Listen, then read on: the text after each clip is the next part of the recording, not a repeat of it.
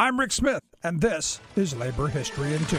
On this day in labor history, the year was 1870. That was the day the 15th Amendment to the U.S. Constitution was adopted. It was the third of the Reconstruction Amendments. It prohibited voting restrictions on the basis of race, color, or previous condition of servitude. Premier historian Eric Foner states that the Reconstruction Amendments reflected, quote, a newly empowered national state and the idea of a national citizenry enjoying equality before the law. These legal changes also arose from the militant demands for equal rights from former slaves themselves. The bulk of southern states refused to ratify, but then capitulated. Interestingly, New York sought and failed to revoke its earlier ratification. The amendment split the women's suffrage movement for its failure to codify women's voting rights. Some radical Republicans also abstained on the basis that it did not also prohibit poll taxes and literacy tests. Immediately, the 15th Amendment came under attack.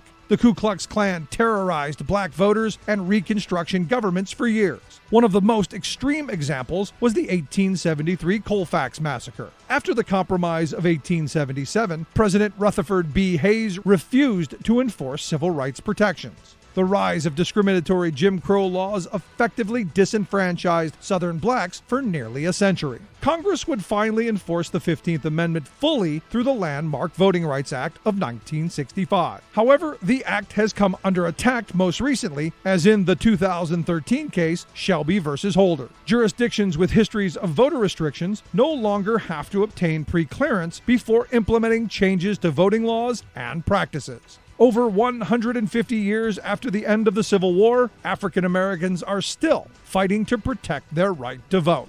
Labor History in 2 brought to you by the Illinois Labor History Society and The Rick Smith Show.